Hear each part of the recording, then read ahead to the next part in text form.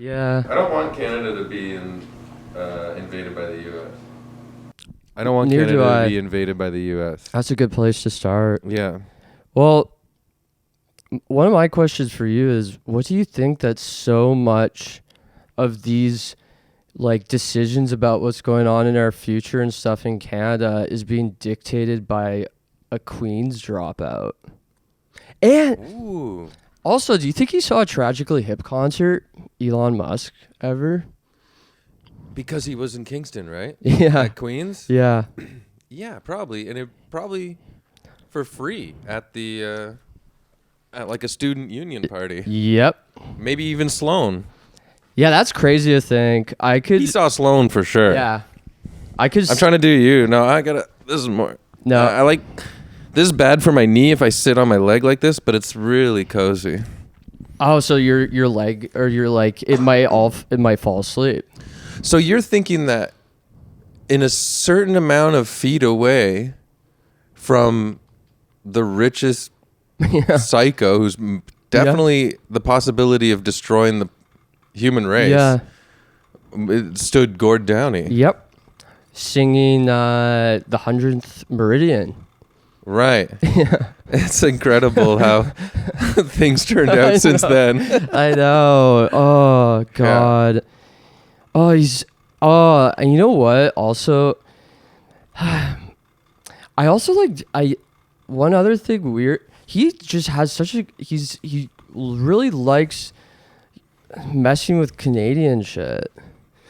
I'm just saying, I really like some of Grimes' music. Mm-hmm. But and now when you listen to it, it's got that backstory to it. Yeah. Future story too. Like her future is tied to him. Yeah. I mean, do they still hang out? No, right? I don't know. I think they're right? like in the courts with one another. So okay. Yeah. I don't follow it too much because it's I gotta admit, it's just not that interesting to me. It's too ugly. No, I get it. No, I'm not like obsessed with it or anything, but like if it comes up, I'm gonna look at it. Here's one thing I will say that is on topic with those two is one thing I still find really hilarious to this day, and like in a small sense, in an easy sense, it's like the Cybertruck and the Tesla cars, they still run on super fat rubber tires. Yeah. So it's like that's true. So one thing that's really funny to me about Elon and Grimes is that they want to be these like sort of like Johnny Mnemonic internet's like ghost cybertronic people. Yeah. But they're still flesh and blood that need like hair implants and probably have diarrhea and shit. Yep. So it's like, stop pretending. Yeah. And you know what is a good point with that? It's like, if they want to transcend into this sort of matrix like world and stuff like that, then why doesn't he stop focusing on cars and making cars like that and start like focusing on the immediate things that make like focusing on trying to make us not, puke or pee or poo. I don't know how many scientists are working on I was wondering why he isn't, because he's so, like I think those are immediate things that can help us transcend into the people that he wants us to be, I guess. Well, I guess if like your consciousness, he's not, I guess the Neuralink means that you would, the Neuralink would be in your fleshy skull mass of brain still. Yep. Yeah, that's what I'm saying. It's funny. It's like you're trying to be all cybertronic, but you're still just a hunk of rotting meat. I know. It's weird, but you know what? We'll never be cyborgs, I don't think. Yeah, not at least in our lifetime. Yeah. I might refuse the chip. I might refuse the Neuralink chip, but we might not be able to. But the thing is, if it's able to cure celiac disease, right, I might have it for like a weekend or like a little bit. What is your most? And I swear you should even like, I don't know who you'd send a message to, but someone involved with Neuralink, maybe on a smaller, like not Elon directly, but someone underneath him. Yeah. Who's actually working on it? Because he doesn't seem like he actually works on anything, right? He's just kind of in charge. I think he's like an idea guy, but like at the same time, like probably takes credit for others' ideas. Of course. But yeah, send someone a message about Neuralink in regards to sort of rewiring or restarting your program so that you could have like hot dog buns with your hot dog. Exactly. What gluten do you miss the most? Things I think about wanting to try Pizza Hut stuffed crust pizza. Oh fuck. Yeah. Right. And then also donuts is another thing. Like is it like having a cast on and you can't itch a scratch? Sometimes it feels very similar to that. Do you feel close to madness? Like you're in a cell? I do feel like this has made my own prison, right? Yeah. I live in a prison. Do you feel like you're on a slab in a sort of solitary confinement cell and no one can help you? Yeah, no one can help me and no one understands the prison this solitary confinement that I'm in, right? Right? Because every like social gathering, birthday parties, dinner parties, everyone's having a good time when I am in a prison. Yeah. Yeah. And that brings us back to we're hunks of rotting meat. We are hunks of rotting meat. We are trapped in flesh prisons. Yeah. I got diagnosed with type 2 diabetes during the pandemic. And let me tell everyone, I really did let myself go during the pandemic. Yeah. I ate like Indian rotis every day. I drank whiskey and beer every night. I just pushed it. You're going king mode. Yes, I was. Yeah. That's cool. King in a little condo in Toronto. That would be a good CBC like sort of show. King I can hear the theme song already. There he is, going down the elevator. King in a condo. Yeah. King in a condo. And then it fades. And then it's like, honey. Well, but my point was, I freaked. I found out I got type 2 diabetes. My blood was type 2 diabetes the first day of a family vacation in Dominican Republic. That was like all you can eat, all you can drink. Oh no. So I cut my diet down to the max, and at the buffets I would just eat like protein and veggies. Maybe had one glass of wine every like 3 days. Nothing crazy. Yeah. So that kind of sucked. So then I lost like about 30 pounds, and I got like a little gym set up in my basement. Oh, nice. And I've been going at it forever. Yeah. And the last time I got my blood test, which was like mid last year, everything was fine. Oh. But I don't keep up with it. So I don't know. So even today, but I still work out and I still keep the pounds off, and I don't behave like how I did in the pandemic with like food and booze as much. Yeah. But like I just had a donut. Yeah. And like I'm playing with fire. So it's like I'm still trapped in my own flesh prison. You are. You're like on... All of a sudden something can go, nope, you weren't as good as you thought. Yeah. And boom, your liver's done. Yeah, your kidneys shut down. You're in like minimum security, but we have to cut your leg off. Yeah. God, you know what though? If I know anyone in my life who could really rock like a wooden like a peg, like I think it's you. Are you serious? Yeah. Well, I've rocked lots of deformities since the beginning of my career for sure. You gotta own it. Bald. Oh. Hey, when did that soft hit you? Chin? Oh, has that restricted you a little bit? Like from rolls and stuff like that? Yeah. There's no doubt. That's so annoying. There's no doubt in my mind I don't get cast in roles because I'm bald. Yeah. And I'm a really funny actor. No, I know you are. And I give it my best every audition. Yeah. So where are all my... That's so annoying. You know what it is? It's like all these higher... It's got to be bald. Know what it can't is? Be my acting abilities. No. Yeah, that's what it is. And you know what the problem is? I think it's like all these higher ups in the Canadian entertainment industry and whatever. Yeah. Well, they are living off of their Canadian entertainment money and royalties, and they probably all have hair transplants from Turkey or whatever. So they are trying to erase because they're trying to forget about what they were. And I'm not saying that, but I'm not trying to say anything, but I'm just, they're being, Canadians, especially rich Canadians, they detest the grotesque. Yeah, that's very true. Yeah, and that's like a bald, middle-aged white man. Yep, and they hate it. They do, and it's getting worse over time, and that's why that is why they're getting Cronenberg scale. He's toning it down a little bit, like Maps to the Stars. You know what I mean? Yeah, but then he went back with that. I know ears man one. Yeah, the guy had ears all over himself. Is that the one that At least I don't look he like named that. after the one his old movie? His short film. Yeah, like techno problems or something. Yeah. God, what?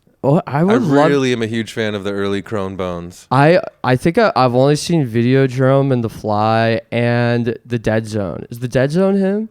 Yeah, but really, like, you're missing out on a good batch of. I know. There's Rabid and Shivers. And what about the one the cars Crash? Crash. I've never seen Crash. I've just heard about it. Because when I was a kid, it came out when I was a kid, and everybody was like, they have sex with like a wound on her leg. Yeah. And I was like, I've already imagined that. I don't want to see it. I don't want it on the screen. Yeah. But Scanners, can I just say Scanners and The Brood. Those first four. Is The Brood it's the werewolf one? No. Oh, it's vampire one. Or I don't know what it is. No, Rabbit is kind of like that. Yeah. Okay. And it stars like an old an adult film actress from that era, Marilyn Chambers. Oh, cool. Yeah. Is she Canadian or no? No, I think he just got her. Dude, for the role. He's awesome. You know what? I think like I've become a little aware. Okay, I'm interested. I've become a little werewolf for sure. Who doesn't like how Cronenberg portrays them on screen? But I've also I just remember my brother one time he bought like the one about the gynecologist, the twin gynecologist. Yeah, dead. Ringers, yeah. And it made me feel very unsettled. So I sometimes I worry about watching a Cronenberg movie that might make me feel a little unsettled. Yes, I really wonder sometimes, not too deeply, but it will catch my ideas in my mind of who invented instruments to inspect the vagina like that? You gotta wonder about that. I mean, do they help? I don't know. I don't know. It's such a world I don't know about. And you know what? Those twin brothers played by Jeremy Irons and Dead Ringers, they really had quite the collection of that stuff. Yep, they really did. That kind of was like that was like Jeremy Irons Nutty Professor a little bit, eh? Yeah, I'll say. I would love to see Jerry Lewis in that role. Yeah. Can we get 2 Jerry Lewises and Dead Ringers? Oh, that would be Yeah, they should redo it. Yeah, I'm sure with AI. I feel like it might be more more scary a little bit. Yeah, let's there's no way Jerry Lewis signed anything you can't use my likeness in not at all. CGI AI going forward. He would be so pissed off though. I heard he was very cranky near the end, We did an episode on Evil Men. Oh, he's a weird about guy. Jerry Lewis recently, and there was actually a plethora of stuff to make fun of. Okay, he really took himself too seriously. Oh shit! I was just turning my. Okay, we're good. Sorry. He took himself too seriously. He thought he was the shit, eh? Yeah, he was a grumpy old bastard. Damn. I don't know. I think Dean Martin was actually the cooler out of that duo, and they split early. Oh yeah, on. Were they called Jerry Martin and Martin Lewis? I think so. Yeah. Were they all big drinkers, those two? I think I've heard a lot, but this is just me hearing. Dean Martin pretended a bit to be a lush, as almost like a comedy act. Oh, cool. I guess you could get away with anything when you're pretending you're drunk. Pretending to be drunk will get you huge numbers on Instagram and TikTok. Oh, that's a good idea. Yeah. Drunk character. Yeah, you should. That's a good idea. Yeah. You think I need something, eh? Yeah. No, I don't think you need anything, but I think that's just I think people could relate to that. My agent said that the other day. Really? He said you got to start making videos where you tend to be drunk. Tipsy. Or you make a video where it's a reel where you're talking to the camera right before you start, you crack a beer. What's the problem, Mustafa? Yeah. That kind of stuff. Oh, you should start that. You know what? This might actually. Okay, I was thinking. Make a whole web series of being pulled over drunk driving. Well, I was thinking also this could actually do very well if you make a whole thing where you search out like ride programs, and then when you roll down the window, you pretend you're drunk. You pretend you're drunk. Yeah, so we got like a bit of everything there. We got like a bit of live prank stuff happening. Partying, acting, drunk character, partying. Yeah. And people love A-cab. Yeah, exactly. Canadian cop. People love to see people fetishize people fetishize the Mountie a little bit, you know? Yeah. Mm-hmm. You know? Yeah, I would like to see a Dead Ringers where it's two Mounties. Yeah, they're wearing their Mountie gear the whole time. Oh, and maybe instead of like being gynecologists for like human women, they're like gynecologists for like moose or like something like that. Moose vagina. Moose knuckles. Yeah. Oh, Kevin Smith. You know, sounds like a Kevin Smith like horror movie. He's really funny. There's a brand called Moose Knuckles here. Have you seen it? Oh, is it a brass? Okay. Oh, never mind. I don't like that because it's a joke on like Moose's nut sack or whatever. It's like, why would you want a logo that's a Moose's nut sack on your clothes? No I offense, know. Moose Knuckles. And it's just my personal fashion opinion. I also feel like that must be very it looks like an expensive coat. So it's crazy to think that there's rich Canadians out there like buying a Moose Knuckles coat. Yeah. Imagine I made a toque company called Raccoon Dick. Yeah. And then it was like $500 a toque. Yeah. I mean, why aren't I doing that? Yeah. Deer hole. Deer hole. Deer hole. Well, I think you got to cut me in on that. We came up with it together. That's very I hope good. you get to that idea. Dude.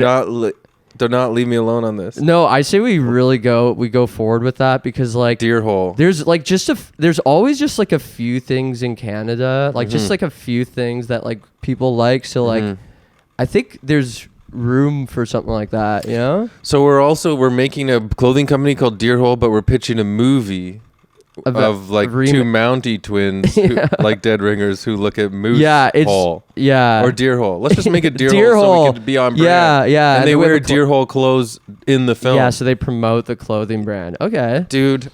Yeah. We're fucking making so much money after this. This is what happens when you just get geniuses brainstorming. Yeah, and you just you get them to have a little conversation, right? Yeah. That's good. Yeah. I don't know. I like there's the Canadian entertainment industry, man. It eats us up. Yeah. What it makes us smart because we have to brainstorm new ideas every day because never a one sticks. No. They all never. There hasn't been there. You know what? You think about like in the States, like I hate to be like, but like they have like some soap operas that have like ran since like the 70s. But it's like, what do we have in Canada besides Hockey Night in Canada that's ran for that long? Well, the one where the old timey detective. Oh yeah, that's getting up there now. You know what? That's like our Doctor Who. Yeah, Murdoch Mysteries is our Doctor Who. Yeah. Oh my God. I think like they must be on like season 20 or something. That's what I'm saying. So it's like about time. Like they need to switch it up. I would love for him to like. They got to like jump the shark. Like he like discovers time travel or something. You know what? I've been acting professionally in Canada, and granted, when I first started, I was like a scrappy little sketch comedy idiot. Yeah. 2003. Nice. So that's 22 years now. Yeah. I've auditioned for Murdoch Mysteries once. Why do they not like me? That's a shame, man. I know. I have a national famous You'd be mustache so good. that would look God. great from in the 1800s. Yeah. I could see you driving like a horse-drawn carriage. I think I might have made a joke about it on Twitter like many moons ago, and maybe someone saw it, but I can't. Do you think they I can't really reason why? Yeah. Yeah, I can't reason why. That's so disappointing. I would love to play an old criminal who gets shot in the head and just decomposes in a pile of horse manure outside of a brick building down by I'm picturing wherever like, they film it. Yeah. I'm picturing you get shot and then like immediately someone Like, because like I don't know, where is it? Does it take place in old time Toronto? I love it when like in the old timey things too, where they get shot with like little lead pellets, basically like balls. Yeah. I want one of those to like come out of my head and with like, and they're inspecting it, you know. Oh, that would. Oh, so that yeah, they're looking at a little ball and they're like, "Wow, this killed this and guy." I'm like this. Yeah. Yeah. Yeah. That'd be sick.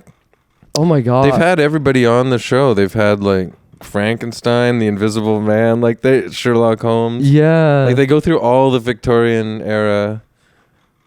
Have they had like Mark? Has Mark Twain been? Oh, is that too new? I don't know. I think Mark Twain could be on there. I think he's. Yeah, I don't know. Okay. He was probably a celeb by that point. You know what? Maybe that's who you could. Maybe you should pitch a historical figure you could play on. Yeah, I could wear a big white wig, big white mustache. Yeah, and you came up. Yeah. Because allegedly people say Mark Twain like invented stand-up comedy, so you got like all these things going. There's for a lot you. of connections. Yeah. Also, I have old vaudeville heritage in my family. Oh, Canadian vaudeville heritage? Seriously. Oh, that's so I cool. do. So I could pitch that. Maybe I could play my great-great-grandfather. Oh my god. Or uncle. Yo, that would be really good. But I think that was 1900s, but yeah. You know, some sort of traveling circuit fool. Yeah. I would love that.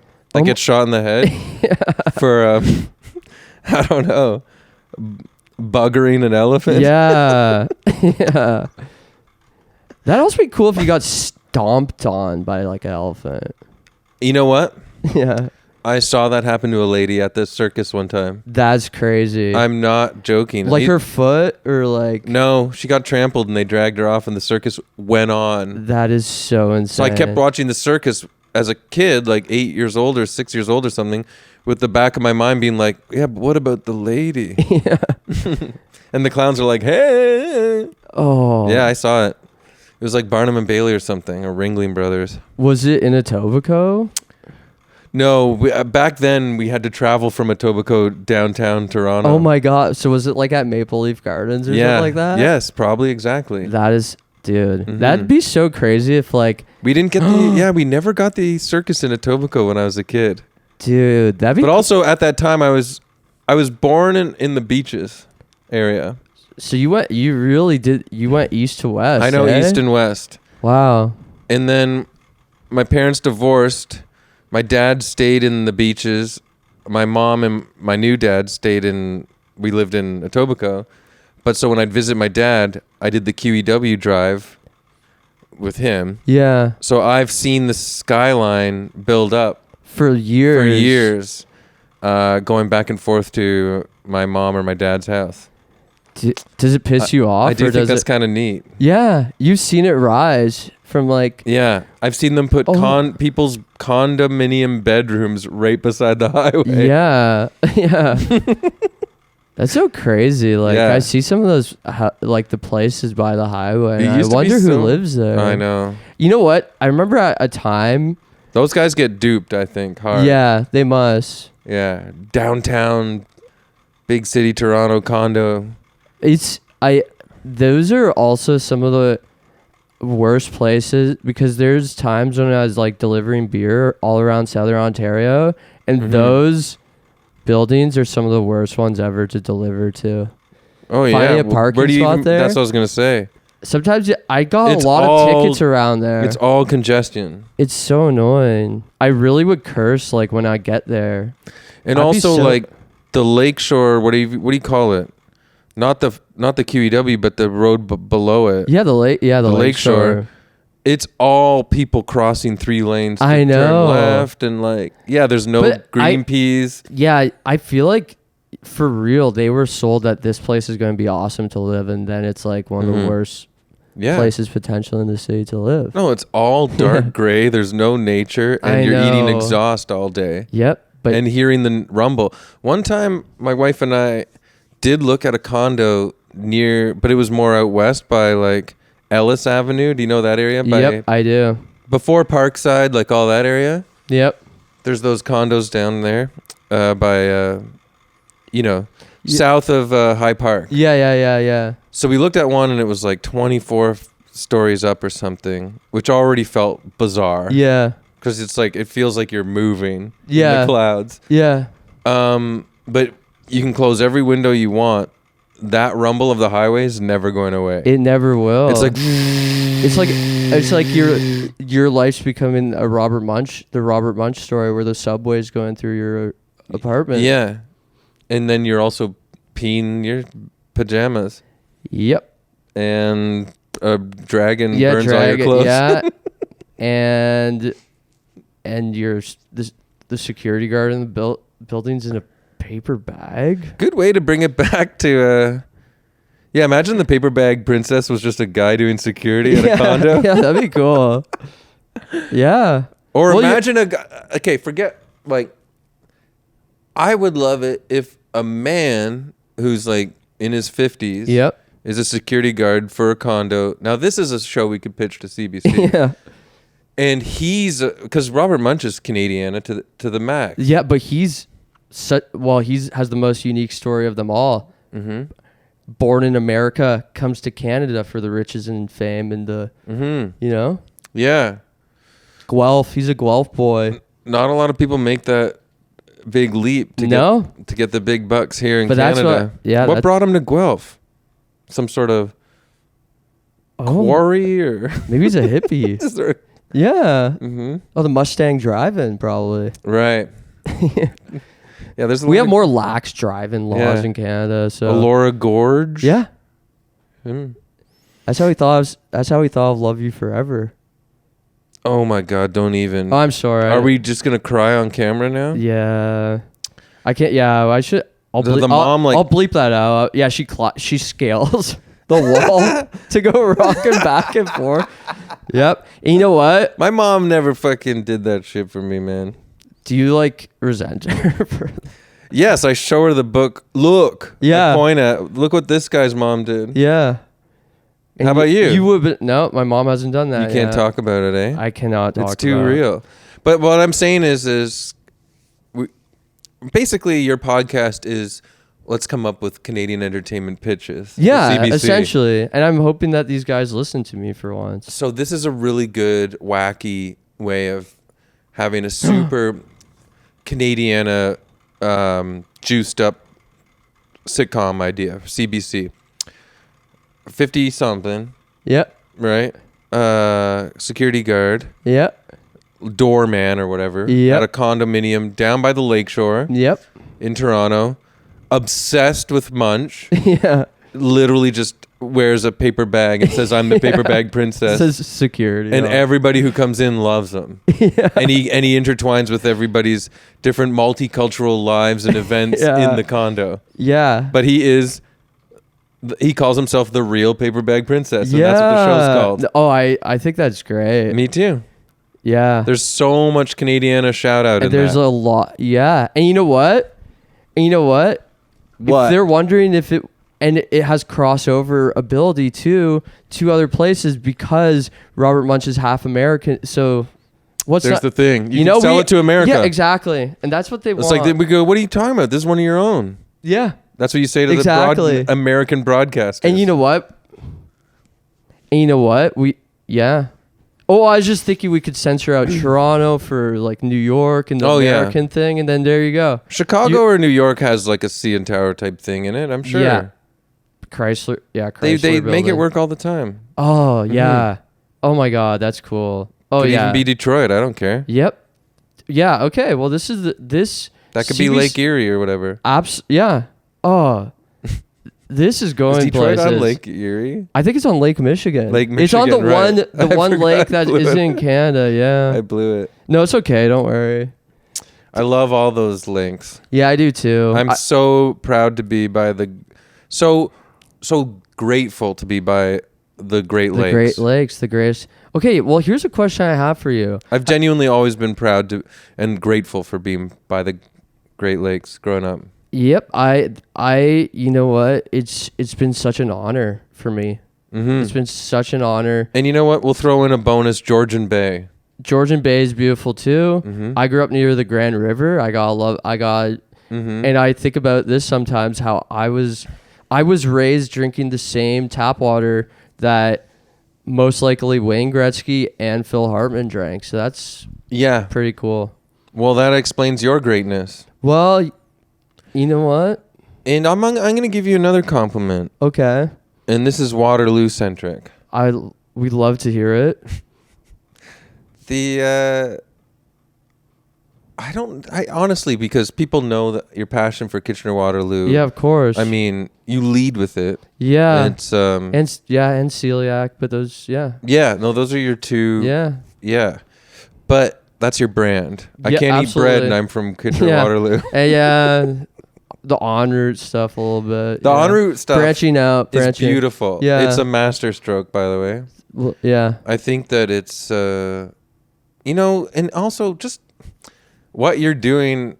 Okay, so I got distracted from the point I was going to make originally, but what you're doing for Southern Ontario in general genuinely is a master stroke of not just comedic genius, but also patriotic genius. Well, you know what? It's like sometimes. Because nobody does it. Well, and the thing is like sometimes, growing up, watching like American stuff or whatever, it's like, oh, they have all these cool stories about these cities, or like Dorothy, it makes Kansas look so cool, or like, Stephen King makes Maine look so cool. It's like, why don't we make where we're from look cool, 100%. And I've thought that myself growing up, but here's the thing, and this will probably make me cry more than thinking how my mom wasn't like, I'll love you forever, mom. Yep.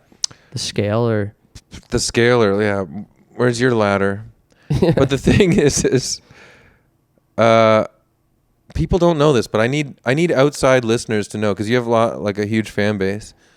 People do not know this about us. Okay. But people from Southern Ontario pretty much grow up feeling, for the most part, and this is dictated to them by the world and the entertainment industry, Canadian and American, we grow up feeling like we're from nowhere. Yeah. We got nothing. We don't live in a real place. Yep. We're from nowhere. Yeah. Ha. Go F yourself. Go F yourself. You're not a real person because you're not from a place that's been in a book or a story or a movie yet. Yeah. And you're doing that for us. You know what? As a kid, I remember being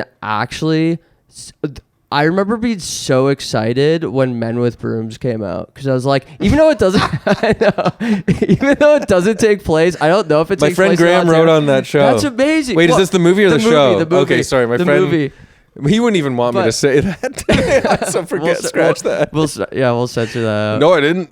But I remember as a kid literally being like to my mom, like, do you know what like Canadian movies there are? And then my mom, so this was maybe a little bit before or after when Men with Brooms came out. I remember watching it and wanting to be like to myself, like, that was amazing. But anyways, I remember my mom being like, oh yeah, I guess there's like Porky's. Does it take place in Kitchener-Waterloo? Oh, no. I was just focused on a Canadian movie. Well, Porky's is American, though, but it's Bob Clark. But yeah, it's like a Canadian production, too. Yeah, but apparently, like, my mom said... We also had Meatballs.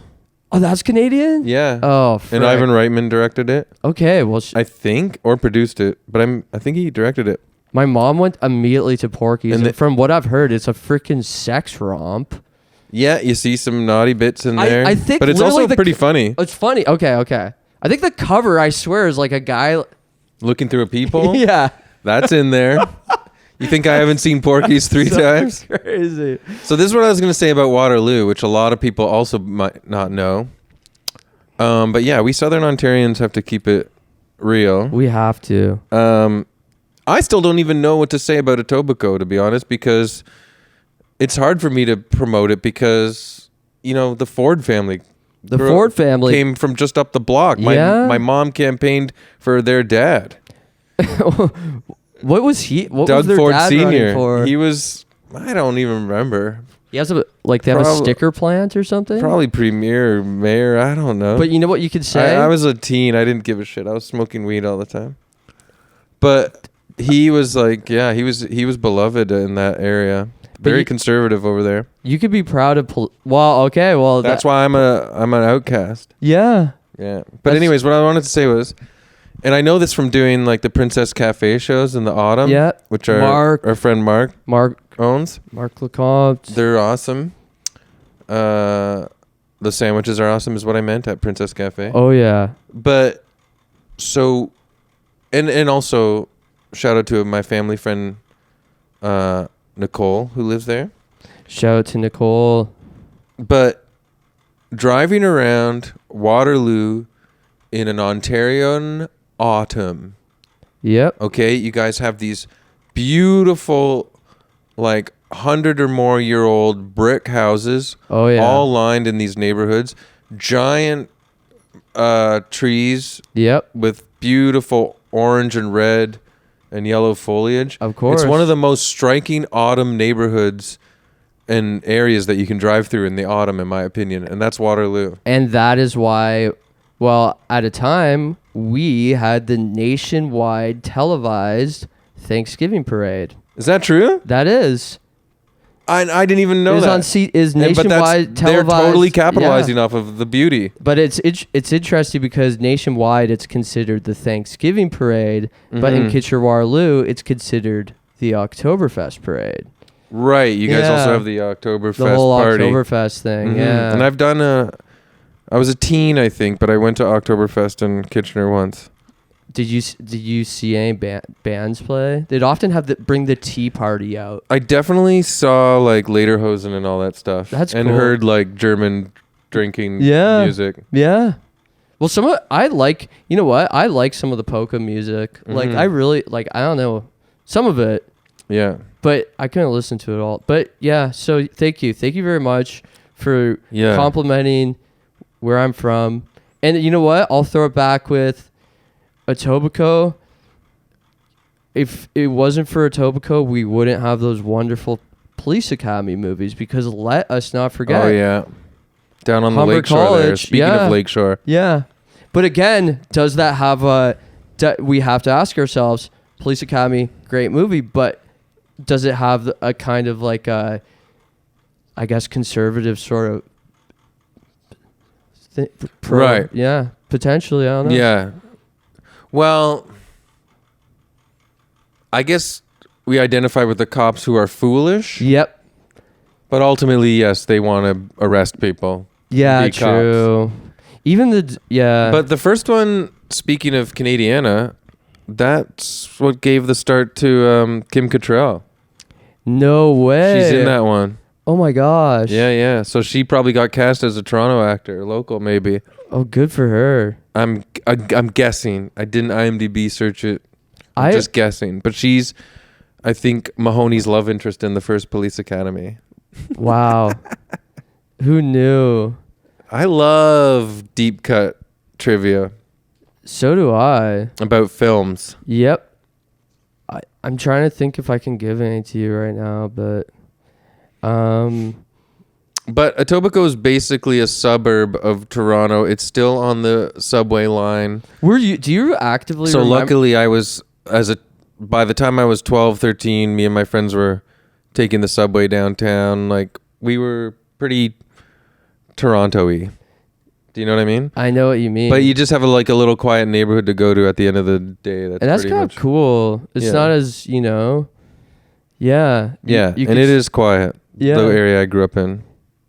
Was it anything like, was it like a suburb like the ET? I don't know why I think that. No, but I love that. But you know what I think of when I think of like suburbs that I really would love to live in? Yeah. And speaking of autumn, the suburb look of Peanuts comics. I love where Charlie Brown and his friends grew up. Yeah. I wish I could live there. It's so idealistic to me. Damn. Man, I wish I could live inside the Great Pumpkin cartoon. Oh. To me, that is like aesthetically beautiful. Yeah, it does look. Oh. The bright, the auburn. And it seems like they kind of had a similar, like they got around sort of like how it sounds like how your friends did. Like they just walked. Well, you took the subway, but you no. Very but for the most part, we walked everywhere. Okay, skateboards, good. Yeah. bikes. Oh my god, you name it. Well, what I was just smoked weed, stole booze, drank booze. We were bad kids. It was fun. Hey, but you we turned out we were fine. feral kids too. Were you like pig? I had, yeah. The reason why I'm fucked is because I am a feral kid from a suburb. So you're like Pigpen, all grown up. Yeah. That's Not even all grown up. But Yeah, I no, definitely yeah. like Pigpen. No, what I was just picturing. I'm a dirty No, piece of you're shit. not. But no, I was just picturing when you were saying you want to live in like Charlie Brown's, like where he grew up. I was picturing because like I was picturing you because those are the new mascots or like the most recent like 10 to 15 year mascots of Canada's Wonderland. So I was just picturing you going to Canada's Wonderland by yourself. Is it Peanuts now? Yeah, I just to haven't hang been. out, with those guys. When I was a kid, it was all Flintstones. I know, I remember that too, and I Yeah, and loved Scooby-Doo. it. Oh my god, It was Hanna-Barbera, I think. Oh, I have pictures with Fred Flintstone, and I have pictures with like Ferengis because for some reason there's like Star Trek people. You want to hear something insane? What? My friend's dad, a friend I grew up with, his dad ran a marketing company, and they were in charge of putting on at the there's the ROM, and then beside the ROM is the planetarium.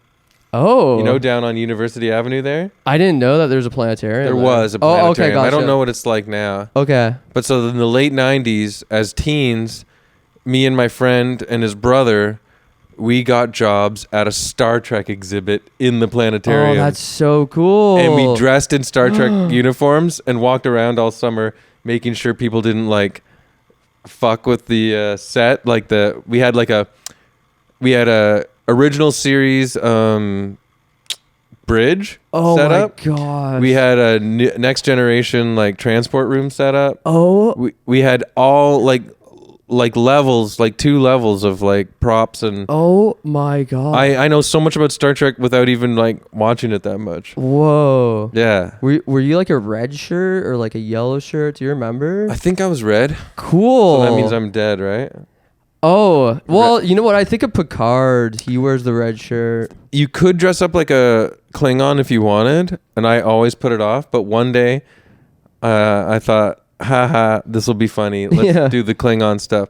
So I put on the Klingon makeup and the forehead and everything. Back then, I had thick hair, by the way. Wow. Okay. So they had to make me have a Klingon forehead. Yeah.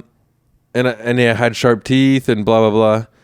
And I went, to like a little kid, and they lost their mind crying. So I scared kids dressed as a Klingon. Wow. And you got paid? I was getting paid to do that.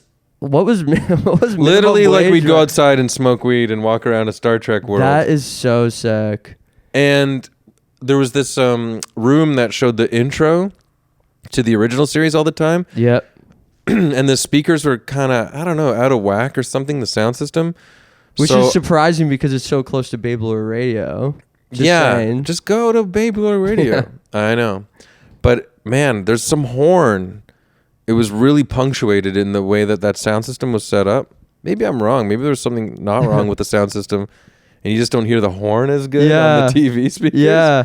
But it's so awesome. I remember like standing by that room being like, hell yeah. Because it was like, you know, the main part is like, Yeah. but underneath it is this sick like, you know what I mean? And I was like, fuck yeah, dude. It was like the grooviest jam. It's like almost Austin Powers music. That might be one of the main memories I have from working for the Star Trek thing was how groovy the original song was. That's so cool. Yeah, the Austin Powers like banana. Yeah, Quincy Jones style shit. Was your like manager like also dressed up in Star Wars gear? My manager was my friend's brother. brother. Was my friend. Okay. No, I think he got away with it. Wow. By being just like a dude in an office. Oh, cool. But he was like, it's hilarious that he was the manager. We were all basically a bunch of bums, like stoner idiots. No, I was picturing if like running a Star Trek exhibit. No, I was picturing if like someone like or like some like police or whoever were like hearing this podcast and they heard that you were high while you were like working there and then they arrested you retroactively for like how far can you go back? Because this was like 98 or 97 maybe.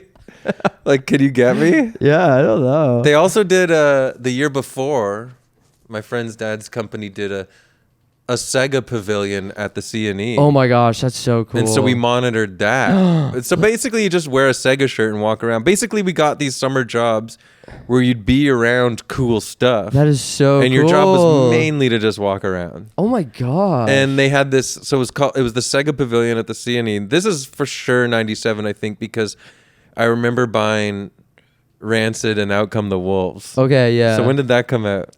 I bought it on cassette. It must be 97 or 98. I don't know. It's okay if you don't know.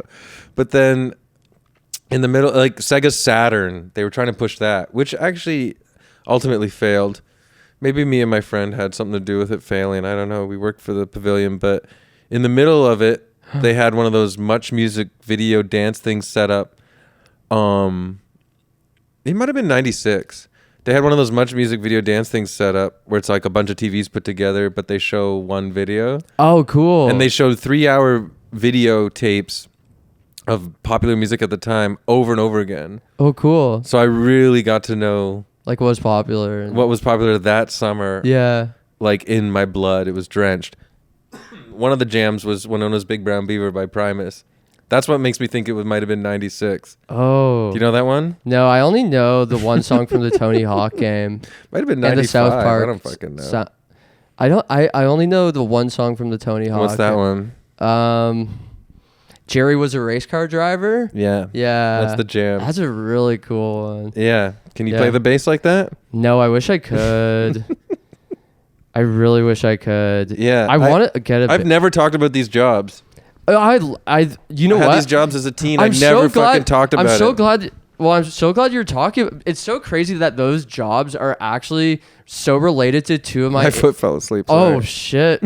Well, you predicted that might happen, so that's pretty. At the beginning. Oh of right, the thing, we have to cut it off because of doing a podcast. And so we might have to do that after. Oh my god! Imagine I'm just picturing you at the CNE doing the Sega job, but you have a peg. Like cut it off here so it's like a good. Imagine this. Yeah. Imagine this thing. It like stopped. But it stopped you from like being able to continue to pursue like entertainment. So you had to like go back to like your old boss and like be like, hey, can I get this like Sega job? You guys still doing Sega Saturn? Like it's my only job experience. I could sell the hell out of a Sega Saturn.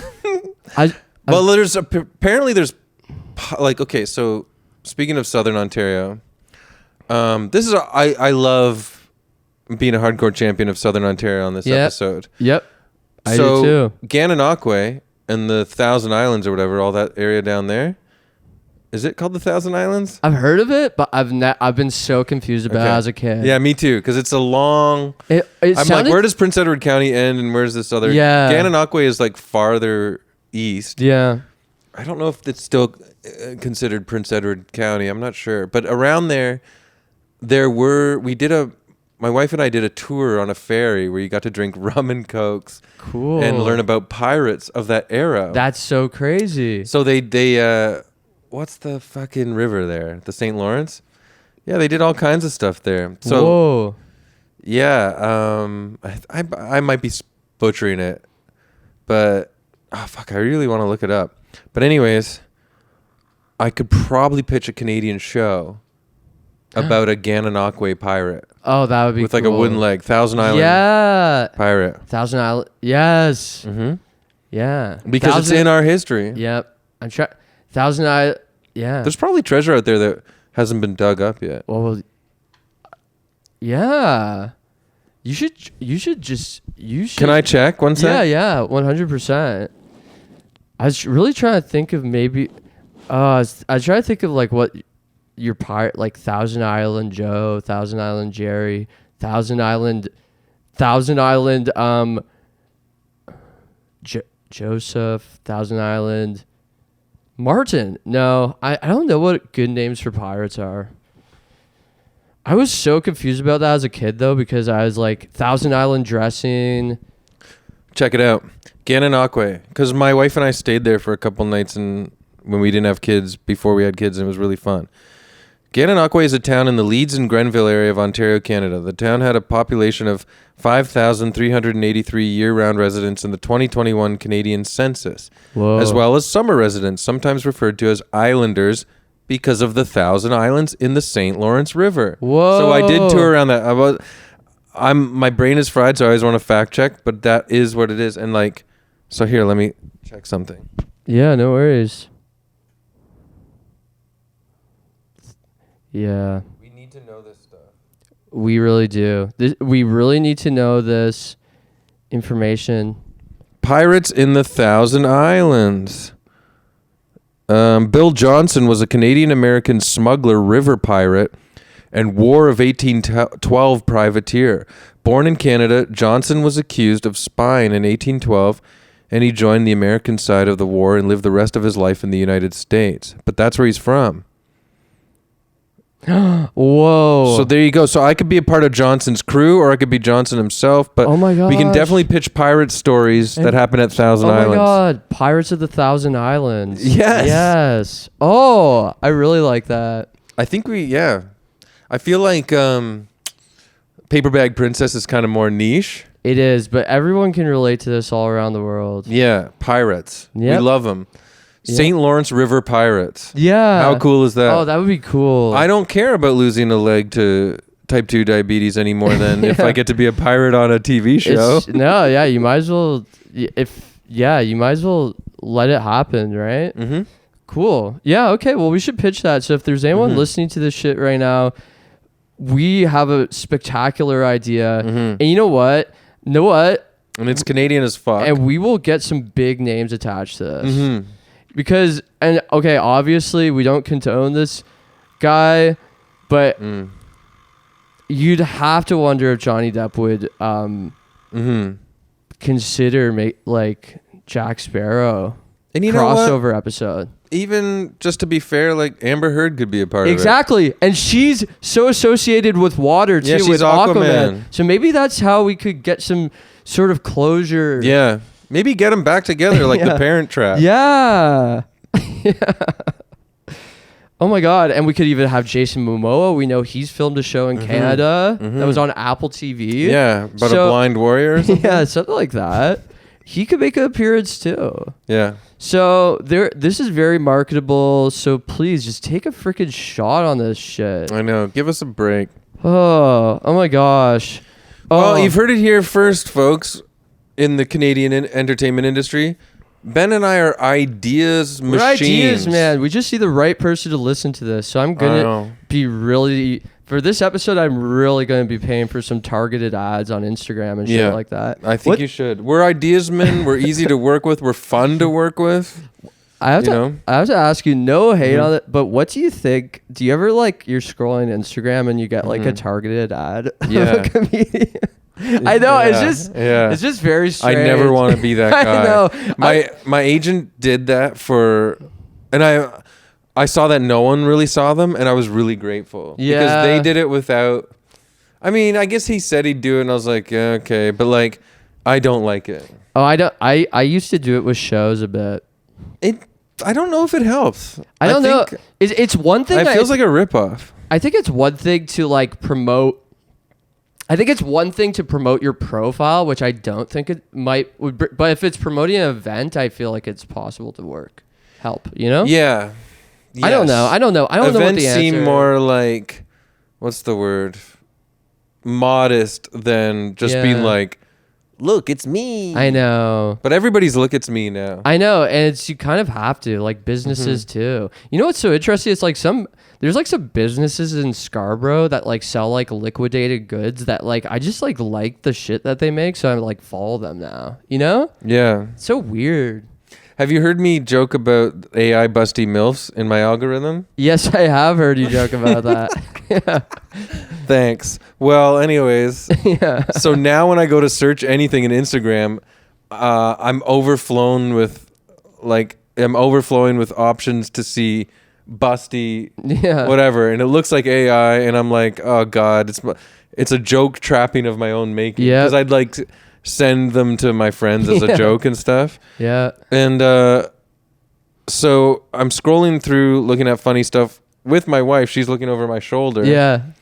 And then I get a sponsored ad for a divorce lawyer. Oh my god. And I had to be like, I genuinely so what I'm thinking is, did the algorithm think I've clicked on busty AI images as a joke for my friends so much that they're like, hey, you want a divorce maybe? That's so crazy. It's possible. But they're like, it's like the algorithm just takes these wild stabs because they don't know the reasoning for any of your clicking. They don't, just, but you know it's what? It's just like it's a process. It's bizarre. I know they don't know that it's a you cyber process. Yep. And we're back. They don't know. They don't know that you might just be sending things to your friends for fun. They might be like, they might be like when you're saying things to your friends, like, check this out. Yeah, check God, this AI busty elf lady is better than my wife. Oh, God. I need to divorce her and find this AI person. I don't know why. I think sometimes because I'm basically middle-aged now. I'm mid-40s. Yeah. Married with kids. I think more than anything, I get a middle-aged algorithm for the most part, because they're always like, remember the 70s? And I'm like, I'm not that fucking old. Like, you're trying to find out who I am all the time. It's like, they're like, okay, remember the 80s toys? And I'm like, yeah, but fuck off with this. Do you ever get that?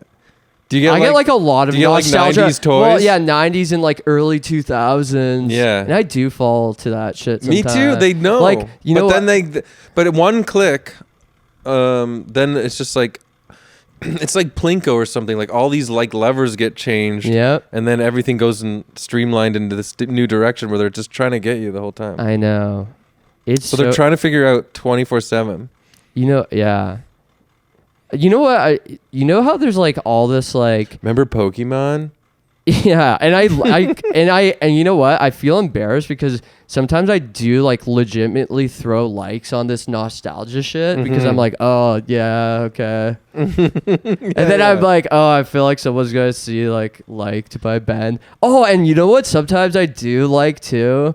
Like I like old, like for some reason, like old Disney World shit.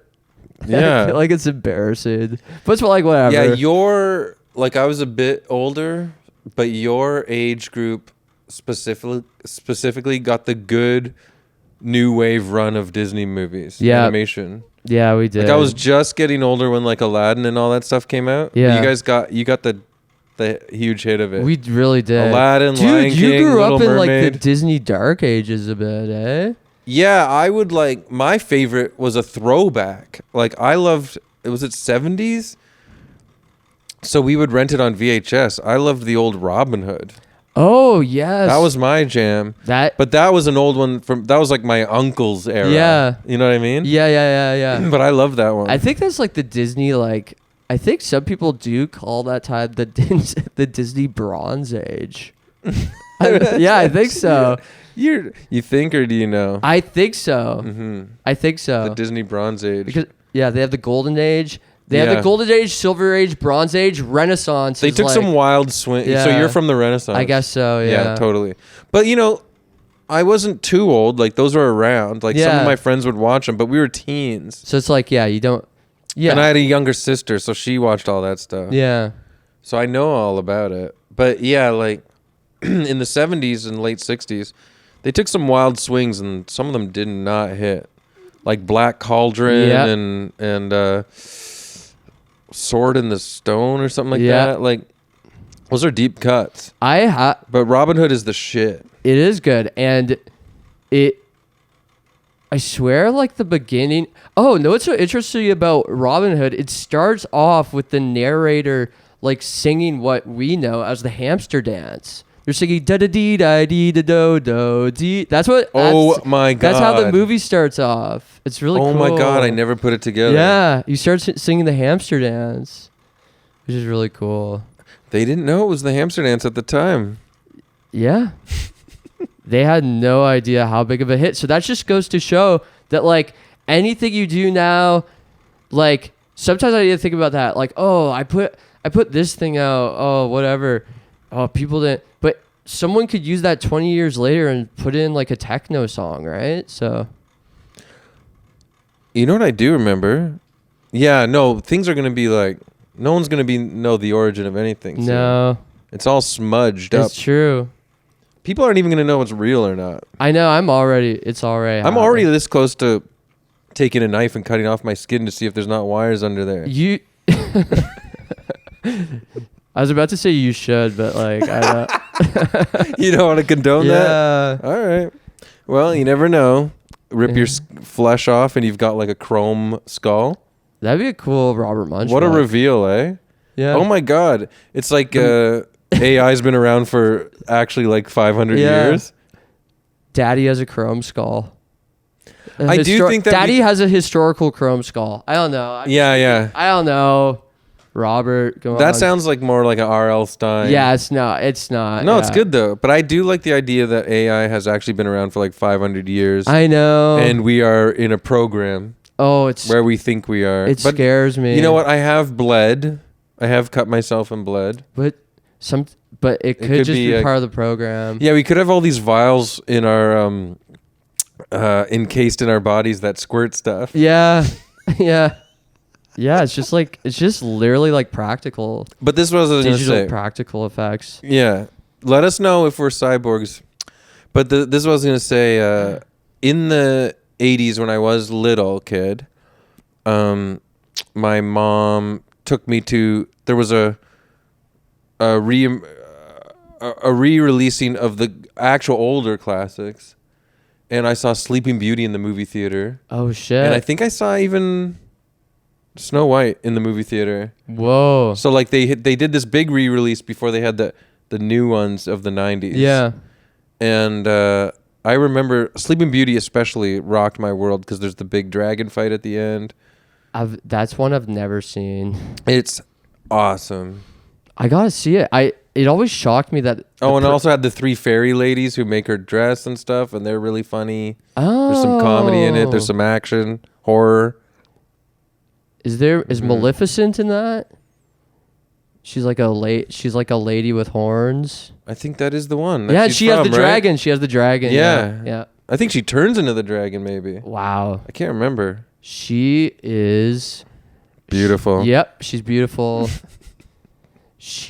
Oh my God, she would be a good prime minister.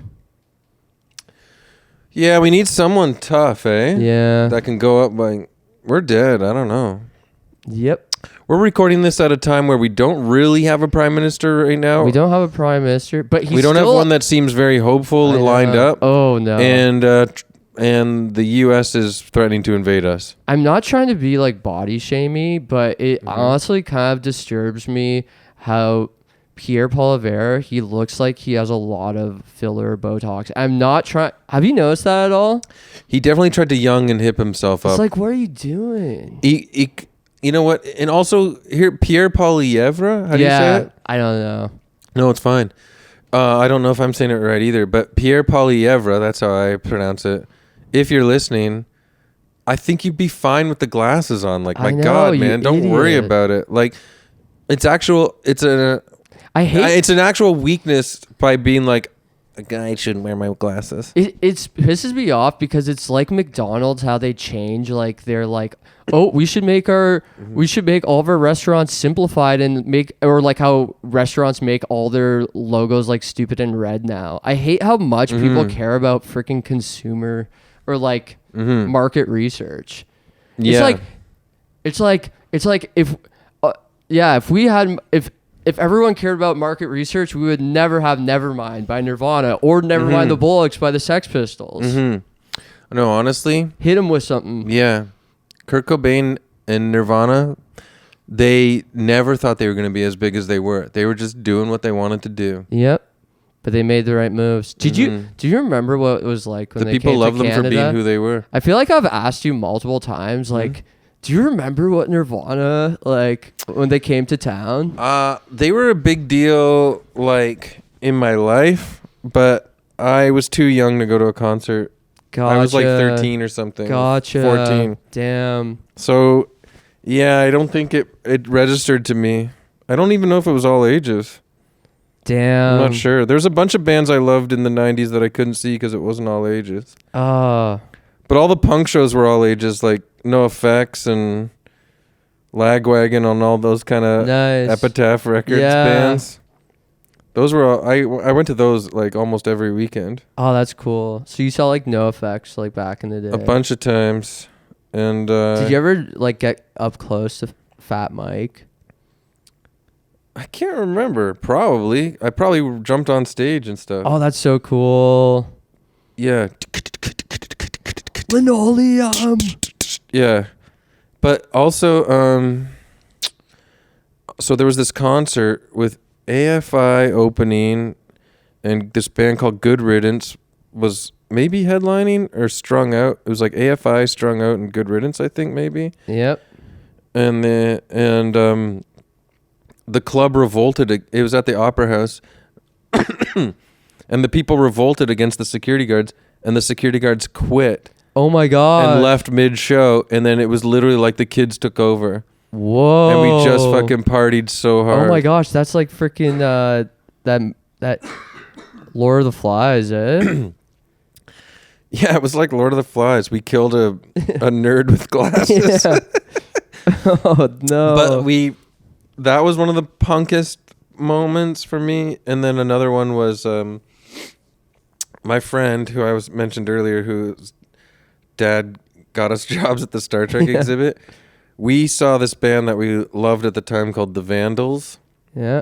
And I guess this was their like sort of new wave, like I mean, not, it was like their third iteration in the 90s. Yeah. But they were originally from like 82 or something, from the original California like hardcore days.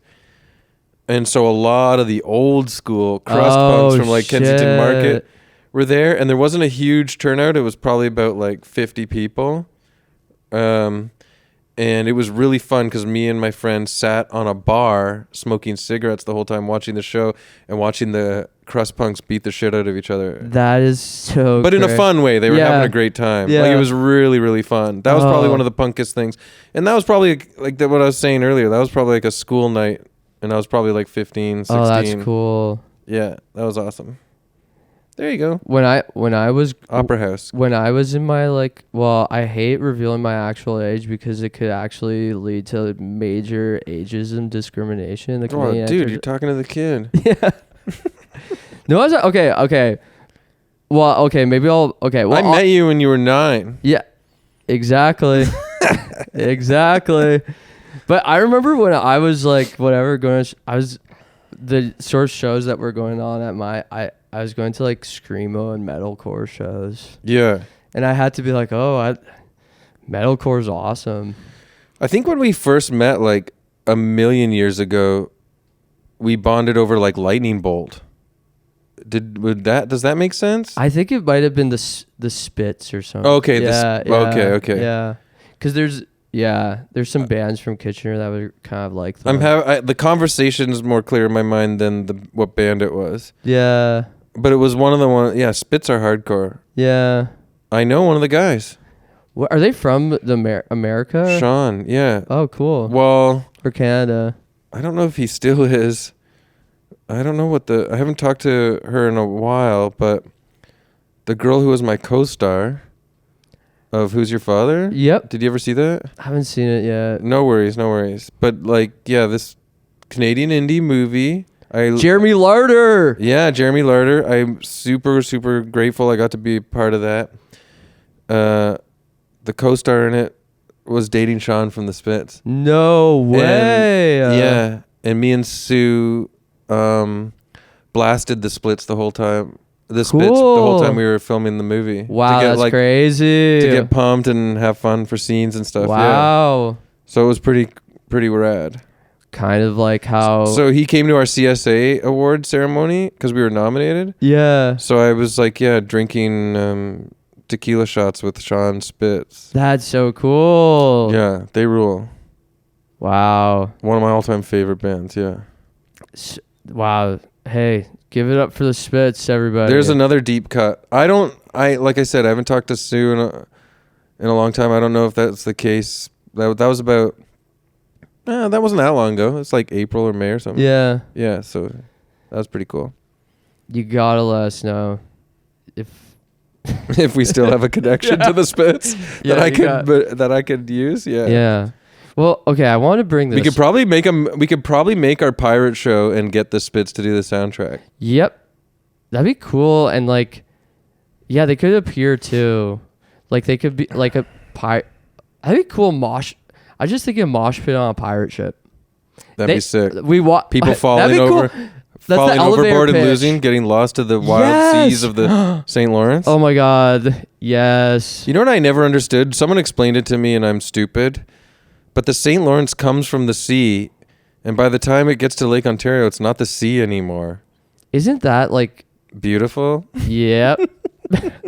That's one of the most beautiful things I've heard all of 2025. Wow. That's you could just start a story with that, right? You can start a story with anything if you're a good storyteller. Very true. Very true. It just takes a good prompt to really just go for it, right? Yeah. But I think I cut you off. You had like a grand idea. Okay. Well, actually, so I had one question I was thinking about like before, and I'd just love to hear your take on this. Okay. So you're quite well aware that like the generations are at war right now. Gen Z thinks that millennials are stupid. Gen Z's parents were Gen X. Sometimes Gen X had parents of different generations. But the generations are at war right now. My parents are the boomers. Yep. And the boomers are the ones that have ruined everything. Yeah, we could all pit it back to the boomers, but sometimes there's... but so you know how like... Have you noticed that there's like... Maybe, are your parents boomers or Gen X? They're boomers. Okay. Full disclosure, they're boomers. Right, you have older brothers. I have older brothers. Yeah, I'm the youngest. But you know how... So I was thinking about this. And I don't know if this is a but I was thinking, okay, so you know like lately, maybe on social media and stuff, it's like, oh, this generation's cringe. Like a certain generation will say that about another generation. But I was thinking this. I was like... You made a really this generation's so out of touch, but you made a really good decision by having kids because soon those people will become out of touch, but you'll know what's going on because of your kids' generation alpha. So you could be like, you guys, you're now out of touch, but I know what's going on because of my Gen Alpha kids. What's your take on that? Well, this is adjacent to what you're saying, but I will tell you one of the benefits. Okay. And you're totally right. They teach me new stuff all the time. Like,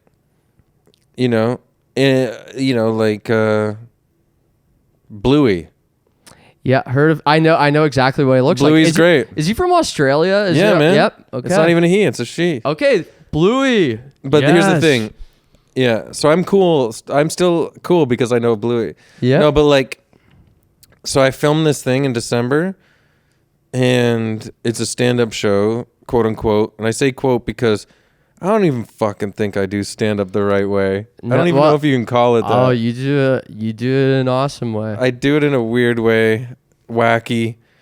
But so I was really deep into being who I am for this thing, and I loved it. But sometimes when you sober up, you're like, am I fucking crazy? Am I fucking crazy?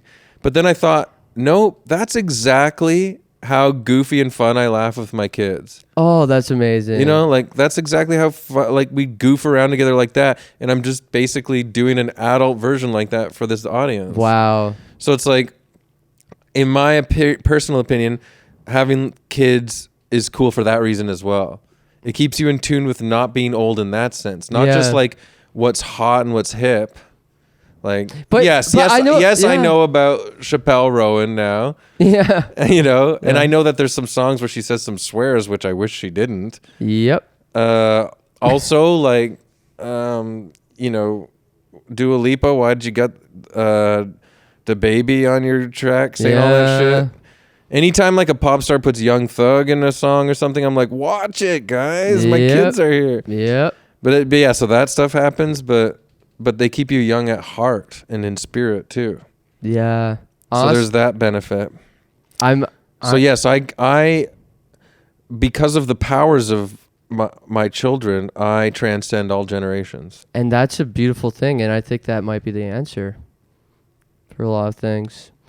Go forward, everybody. Go forth. Be fruitful and multiply, as they say. Yeah, be fruitful, multiply, transcend all generations. Be one with the now. You know what I was just thinking about now? I was thinking, like, what if when you pass away, what if, like, God... What's going to go first, my whole body or just a leg? It might be the leg. Okay. If it's falling asleep, yeah, don't give me a wooden leg if the rest of me's dead. Yes. Yes. But yeah, you hear that? Well, I was just wondering, what if God is what if you meet God and God, like, kind of sounds like, I don't know why I thought of this, but it doesn't matter. But what if God sounds like Don Cherry a little bit? Oh no. Yeah, there's all kinds of things, truths to the afterlife that we might find cringe once we're there. Yeah. No offense if you think Don Cherry's cool. No, I know. I just like... Whatever you think about Don Cherry, I just don't know if I want God to be him. To sound like him. No, I know too. It might be a bit much. I thought this the other day, and this kind of... because I've been so I, like, was meditating a lot last year, then I fell off for about, like, 7 months, but then I restarted meditating. And it's so stupid because I also didn't go to university, so I don't, like, have any, like, first year philosophy, like, sort of knowledge. So I feel like maybe some of my thoughts are first year philosophy. Yeah. But I was thinking the other day after I meditated, I was like, oh my God. Smart people make fun of me all the time when I have a personal revelation. And it's like, F off. We didn't get to have that experience. Because of my own doing. But yeah. Yeah, because of our own doings. I did go for 1 year. I went for a semester. And I partied and dropped out. I said, this is too hard. I want to go to Humber College for comedy. Yeah. We're the same type in the sense that I bet you we were extremely distracted. You know, I was distracted, and I was, like, thinking, I wasn't thinking about school. I was thinking about artistic pursuits. Same. You know? 100%. You know? And speaking of distracted, I apologize. I think I knocked you off course for a sec. But you had a point there. No, it's really dumb. But I was just kind of scared. Or you have this revelation. Well, you're not sure if it's first year university. Yeah, it might be first year university. But I was like, what if? And this sounds so stupid. I'm not trying to be like, this is, like, prophetic or whatever. But I was like, what if when you die, what happens after you die is what you would think would happen. Like, what if your belief, like, on earth of what happens after you die is what happens for you, and what if it's different for everyone? That's kind of scary. That's a major course in university. That is okay. Good to know. Heaven is what you wanted to be. Heaven's what I wanted to be on earth. So now I want to manifest a fun afterlife, you know? I want to have a lot of fun up there or down there. Well, I think that's why a lot of maybe hardcore religious people who aim to make it into heaven aren't really that creative. True. Because they need someone else to tell the story for them. Yeah, that's true. But creative people seem to be a lot more open-minded because they're like, well, what if I want it to be like this? Or what if I want, you know what I mean? So I think my answer would be, right now, I think in the situation that we are in the sense that we are alive and have no proof of any afterlife, I would say that you could imagine it to be anything you want, and it will be that for you now until you die. Wow. So enjoy it now. That is such a good point. And they're going to be... Enjoy your idea of what heaven is like now before you die. Yeah. Enjoy heaven on earth. Wow. Yeah. So create your own heaven. Yeah, do it yourself. DIY. My gosh. We're punk. We're artists. What if I start dressing like an angel? Oh my God. I want to come let's come over and order some food when you're bedazzling your wings with jewels and rubies. I gotta take your advice. No, honestly, I want those wings to shine. I want them to be glittery and beautiful. I'm gonna really try to make my wings shine. But also I'm ordering food, and I'll order some grilled wings that don't have any breaded. Well, thank you very much. Yeah. A lot of wing places though, some places are are accommodating to my kind. Yeah, for So sure. I Grilled's love it. okay, right? Grilled is great. Okay. And sometimes there's even places that deep fry them, but they just don't put breading on the wing itself. Oh, okay. Well, there you So go. yeah. I love that. And chicken wings are so, you know what? They're a good thing. I gotta go soon because speaking of, I'm getting hungry, but also I'm making chili I just for my family. amazing. Oh, I made that this week, and we'll just hold on one sec. Perfect. Okay, so before we go, I made a chili this week in a crock pot. That's what I use. And you know what? It was pretty good, but I am like, what? I don't know. What do you put in yours? I want to figure out how I could improve. I don't always make it the same way every way, and tonight I think I'm gonna do this. This is just me spitballing. But I think I'm going to go lean ground beef. Love it. Usually we go ground turkey, but I want a good protein boost. Love it. Iron. I want a beef boost. Kidney beans, black beans. Sorry, I was just picturing, you know how Jordan Peterson's on the all beef diet? Yeah. Imagine someone on all turkey. And he looks great. I was imagining someone on all turkey. I mean, I don't think I look good right now. Winter, you look better than him. Toronto winters really bring out the pallbearer look in my face. But yeah, okay, go on. I just picture an all turkey diet. Sorry. Oh yeah, just turkey. So great. You are what you eat. You just eat like cold cuts and stuff. I feel better than I've ever had. Do you think Jordan Peterson wraps salami cold cuts around his fingers and eats them like fruit roll-ups? I think because you have to be very creative, so I'm sure he does that. Like you have to trick your mind into thinking. Yum. Yeah. Yeah. I love that in old classic interview. No ketchup? No. Nothing. That's my favorite thing he's ever said. No. Nothing. He's so fun. Oh. He's such a fun guy. Yeah. If you're going to follow someone that likes to have a good laugh all the time, eh? Yeah. Like Jordan Peterson. But what I wanted to say was lean ground beef. Yep. Usually it's ground turkey, all turkey diet. But I'm going lean ground beef, black beans, kidney beans, probably a full onion. Oh, nice. Maybe 2 or 3 cloves of garlic. Oh, nice. And I'm going, okay, so I'll dice up some carrots.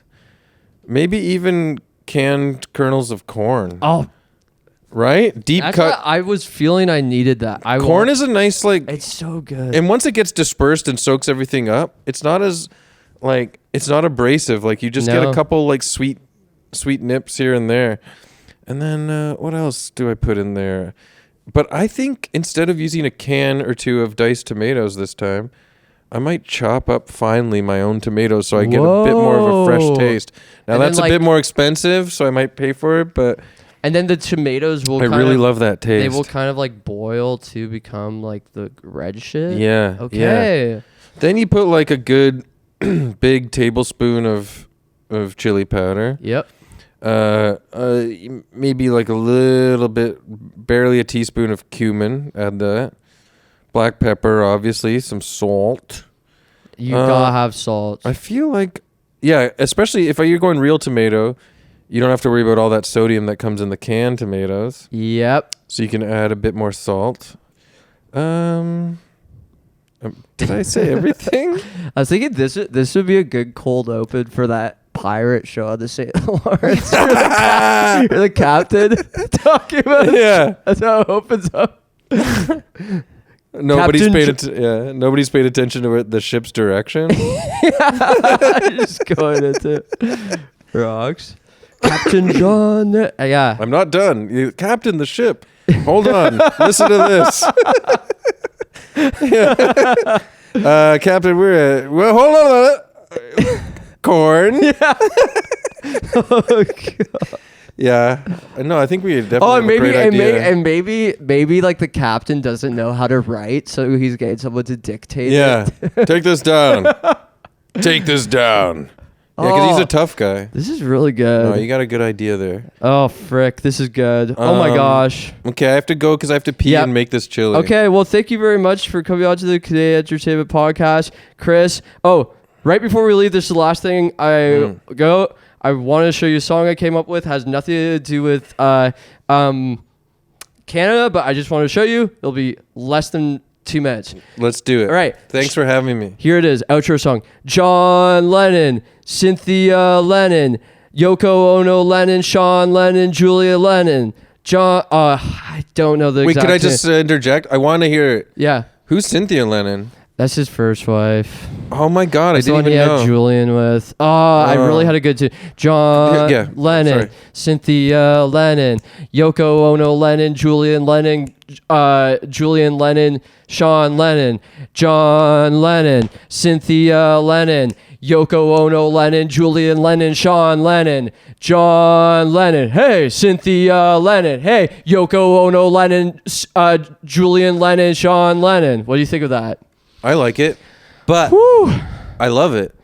And I want to hear it with like guitar and like bongos. Yeah, well, Joel, our friend Joel was thinking it could be around and he could start saying all Paul McCartney's family too. Well, I sang this on a latest episode of Evil Men, but I don't make up songs that often anymore, but I love to. And I made up one on January 6th when we recorded Evil Men last time. Can I share it on this yes, one? Yes, absolutely. Just because we're sharing songs? Yeah. And I know that's more, okay. It was January 6th, so we're not there anymore. It's like January 11th now or something. Yeah. But this is about January 6th of 2025. This is the song I made up. It's January 6th. What is it? It's January 6th. Anniversary of some dicks. Canada's in the news. It's giving us the blues. Trudeau has resigned. And Trump is saying you're mine. Dude. That was my song. For some reason, that makes me picture you're singing this. Like, I could picture you, like, in a black and white movie. It's snowing out, and you're singing that on the steps of an apartment building. You have a hat on and a... Oh, my gosh. Yeah. Oh, you can really picture it. The snow is coming down as you sing that. Oh, it's beautiful. Yeah. Definitely a January 6th style, heavy, thick, almost Montreal snow. Yeah. Are you picturing Montreal? That's what I'm picturing. I pictured Montreal, too. Yeah. When you said that. Oh, that's good. Oh my gosh. Okay, well, that's another thing because we want these CBC execs to listen to. So think about that. Everything we said could happen in Montreal too. Exactly. Get those Quebec credits. It's on at the end of every movie. I think I even A Complete Unknown had Quebec. Well, I guess they filmed a bit in there. Anyways, we could literally go on for a long time, and that's why. Come on. Anyways, we'll talk later, but thank you very much for coming on, Chris. We'll see you later. How about a handshake? Thanks for having me. Yeah, we'll see you later.